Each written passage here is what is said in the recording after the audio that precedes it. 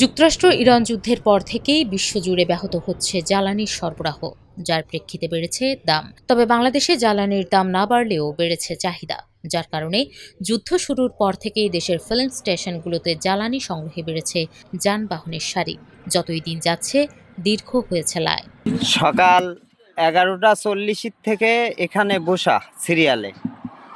এখন ডিউটি করব কি, বসের ছেলের স্কুলে নিয়ে জানো, অফিসে যাওয়া, তেলে সিরিয়ালে দিন পার হয়ে গেল। এখন বাজে 5টা। তেল পাচ্ছি না বিদায় আমরা কোনো কাজে যেতে পারতেছি না, অফিস করতে পারতেছি না, বা কোনো জায়গায় কোনোভাবে প্রপারলি কাজ হচ্ছে না।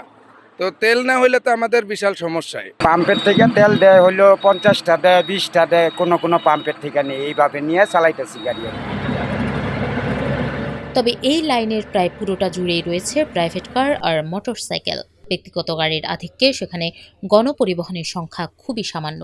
যাত্রীরাও জানিয়েছেন, ভালো গণপরিবহন পেলে গাড়ি বা মোটরসাইকেলে খুব একটা যাতায়াত করেন না তারা। নারায়ণগঞ্জ যাওয়ার ক্ষেত্রে আমার যেদিন ভাইবা ছিল, ওই দিন আমি এইখানে প্রায় আধা ঘন্টা যাবত ওয়েট করতেছিলাম আমার গন্তব্যে যাওয়ার জন্য। আমার যে গাড়িগুলা, রুটের যে গাড়িগুলা দরকার, এই গাড়িগুলোর মধ্যে আমি একটা গাড়িও পাই নাই।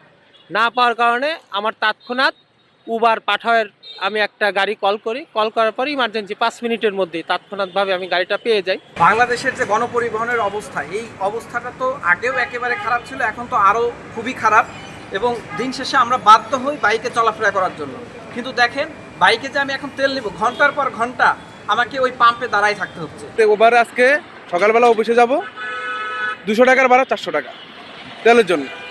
ওরা তেল নিতে পারতেছে না দেখে আমাদের এই সমস্যাটা হইতেছে। বিশেষজ্ঞরা জানান, রাজধানীতে নিবন্ধিত বাসের সংখ্যা 3000-এর মতো, অথচ নিবন্ধিত প্রাইভেট কারের সংখ্যা এর প্রায় 100 গুণ, 3 লাখের মতো। আর মোটরসাইকেল রয়েছে 15 লাখের বেশি। এসব ব্যক্তিগত গাড়ি ও মোটরসাইকেল চালাতে যে পরিমাণ জ্বালানির প্রয়োজন হয়, গণপরিবহনে জ্বালানি লাগে তার চেয়ে অনেক গুণ কম। সেক্ষেত্রে দেশে উন্নত গণপরিবহন ব্যবস্থা থাকলে চলমান জ্বালানি সংকট এতটা প্রকট হতো না বলে মনে করেন তিনি। প্রত্যেকটা মোটরসাইকেলে 1জন বা 2জন যাত্রী, প্রত্যেকটা প্রাইভেট কারে আপনার যাত্রী হলো 2জন অথবা 1জন। এখন ব্যাপারটা হচ্ছে, আপনি সড়কের দিকে তাকান, সড়কের মাত্র 6% যাত্রী আমরা পরিবহন করছি, সড়কের 60% জায়গা দখল করে। ভয়াবহ অবস্থা। এবং এরপরে অটোরিকশার মতন খুচরা যানবাহন ঢোকাতে যেটা হয়েছে, এখানে গণপরিবহন কিন্তু আর খুঁজে পাওয়া যায় না। আপনি রাস্তায় দাঁড়ালে দেখবেন সব খুচরা যানবাহন, গণপরিবহন আর নাই। এখন গণপরিবহন যদি থাকতো, সেটাই আমি বললাম, এটা তো আসলে লেস এনার্জি হাংরি এবং যাত্রী পরিবহনের ক্ষেত্রে অনেক ইফেক্টিভ। আমার প্রায় 10টা থেকে 12টা আমি প্রাইভেট কার তুলে নিতে পারতাম সড়ক থেকে একটা গণপরিবহন দিয়ে। তাহলে 12টা প্রাইভেট কারের যে জ্বালানির প্রয়োজনীয়তা আর একটা বাসের জ্বালানির যে প্রয়োজনীয়তা, এর মধ্যে ব্যাপক ফারাক, অনেক এফিসিয়েন্ট। তাহলে তো আমার এত জ্বালানির প্রতি আমরা হাংরি হয়ে যেতাম না, এখন হাংরি হয়ে গেছে। আপনি গণপরিবহন নাই, মানুষ ব্যক্তিগত গাড়ি তো চালাতে হবে, মানুষ তো যাতায়াত করতে হবে, এটা বেসিক নিড।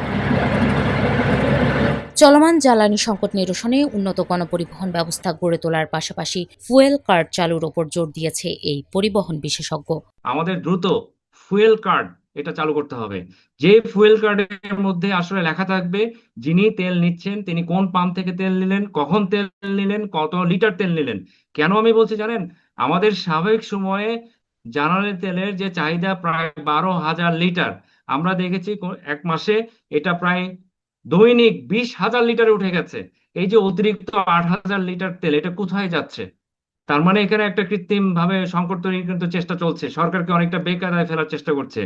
তো এই জন্য ফুয়েল কার্ডটা যদি আমরা চালু করতে পারি, কারণ অনেকেই সুকৌশলে একটা পাম্প থেকে তেল নিয়ে বাসায় গিয়ে ট্যাঙ্কি খালি করে অন্য পাম্পে যে তেল নেওয়ার একটা প্রবণতা আছে। তাহলে আপনার যদি ওই যে ফুয়েল কার্ড ছাড়া যদি তেল নেওয়াটা আমরা যদি নিশ্চিত করতে পারি, তাহলে কিন্তু ওই সুযোগ আর থাকবে না। এদিকে জ্বালানি সরবরাহ ঠিক রাখতে প্রধান স্থাপনা ও ডিপো থেকে জ্বালানি পণ্য ছাড় করার নতুন সময়সূচি নির্ধারণ করেছে বাংলাদেশ পেট্রোলিয়াম কর্পোরেশন বিপিসি। সকাল 7টায় শুরু হয়ে বেলা 3টায় এই কার্যক্রম শেষ হবে বলে এক সংবাদ বিজ্ঞপ্তিতে জানানো হয়েছে। এছাড়া ডিপো থেকে ফিলিং স্টেশন পর্যন্ত জ্বালানি তেলের সরবরাহ নিবিড়ভাবে পর্যবেক্ষণের জন্য দেশের প্রতিটি পেট্রোল পাম্পে একজন করে ট্যাগ অফিসার নিয়োগ দেওয়ার সিদ্ধান্ত নিয়েছে সরকার।